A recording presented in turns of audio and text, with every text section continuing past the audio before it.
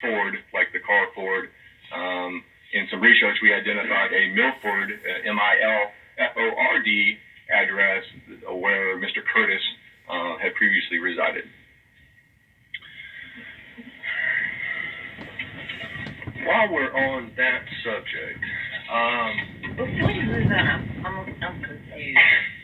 Both of these addresses were detected on the envelopes that were sent to either or all of I asked a question.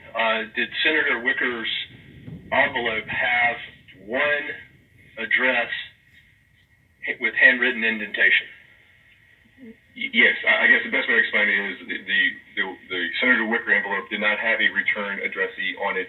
However, in review with light, you can see where a pen pressed through from a previous envelope and made an indication. Kind of the best example is as I push through on this paper here, below it, it's actually making the same indentation on the paper below. Well, I've heard of that in spy movies and things, but are you talking about the location of these addresses was in the return?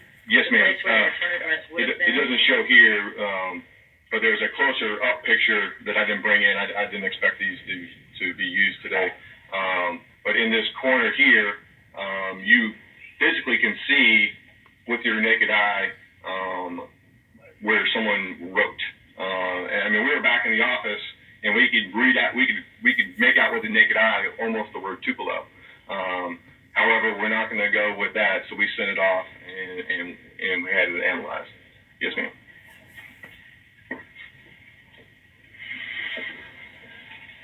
All right. How did you and other agents identify Curtis's newer residence in Corinth, Mississippi? Well, through a series of things. And I don't want to disclose some. I know there's some sensitive techniques. Yes, sir. One, we conducted some interviews, some proactive interviews in the community. Two, we obviously identified some social networking websites he was using. So we were trying to, one, identify where he was particularly logging into his computer and things along those lines. And in doing that, and if I remember correctly, an individual identified an address associated in Corinth after a period of time. But a lot of it was through interviews and through going through judicial process or through subpoenas to get information from social networking sites, specifically. And one of those was a website that associated with Paul Kevin Curtis on Facebook. Yes, sir. And on the Facebook site, you testified earlier that there was some identical passages on the Facebook site as there are on the letter. Yes, sir. All right.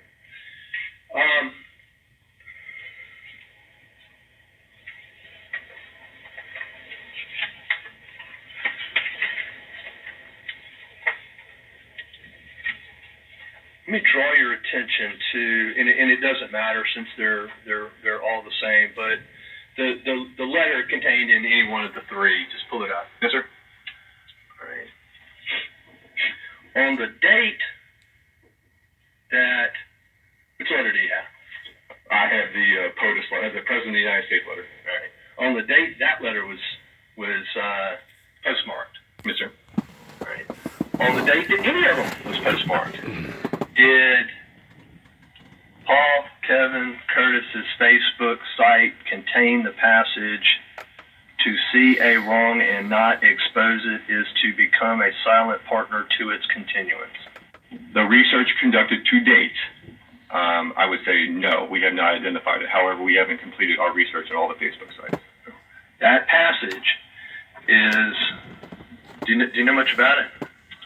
What I understand now, and just Googling it, and I actually wrote it next to it, is so I don't get it wrong. It's a quote about ethics, and the quote was made by Dr. John Raymond Baker. It's a chiropractor, right? Sure, sir. It's criticism of the insurance company and ethics, isn't it? I just know it's about ethics, sir. I don't know the premise behind it. So. Okay. All right. And currently, we cannot, we don't believe, or it wasn't on his Facebook site on the date or before those letters were postmarked. That's correct. At this time, based on our current research. All right. And our current research reveals when was that language, when we believe that passage was placed on his Facebook site? On April 12th, on the Facebook website called Kevin Curtis Live on April 12th, there was a quote, "To see a wrong and not expose it is to become a silent partner to its continuance." And it says copyrighted Kevin Curtis, DBA Star Tribute Entertainment Incorporated, 2003.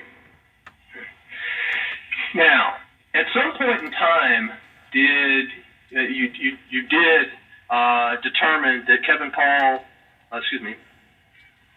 Curtis was a resident at 802 Redwood at Corinth, Mississippi? That's correct, yes, sir. And did you ask for and obtain?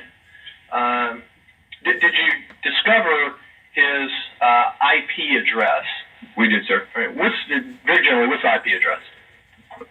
And you're talking to a jarhead here, so what I understand, the IP address is the address, kind of like your physical address for your residence. The IP address is your physical address for your computer that you're logging in. Your internet service. Yes, your internet service. Yes, sir. And did you learn through whom he had internet service? Yes, sir. And I believe that to be Comcast. All right. And did you ask Comcast to provide you with the subscriber billing information and address of the IP address of Paul Kevin Curtis? We did, sir. Yes, sir. And it's a bunch of numbers, the IP address. So I'm not gonna. It's on the document, but and did they provide you with? But I'm gonna mark as Government Exhibit 4.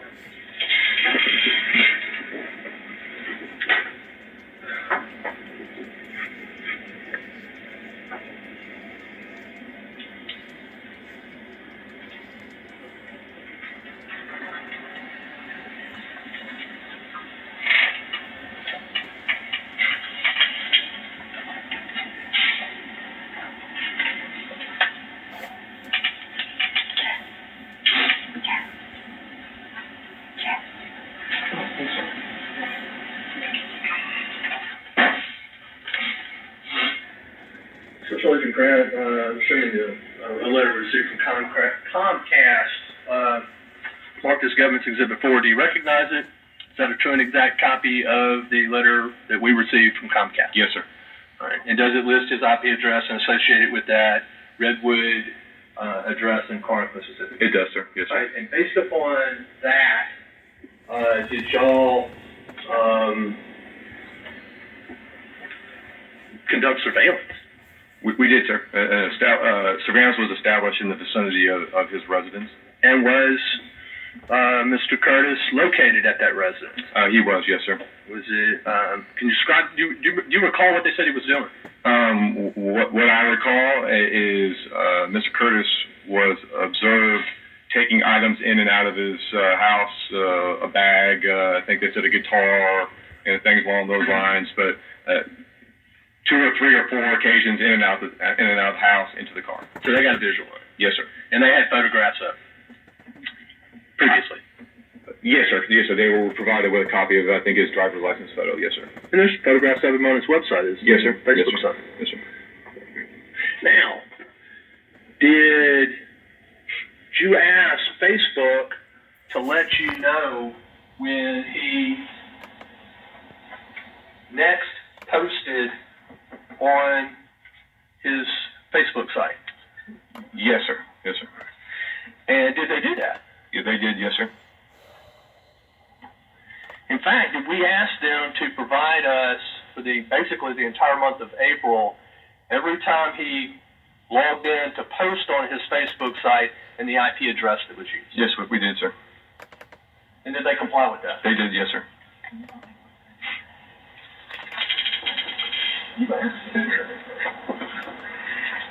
been nice to have some more.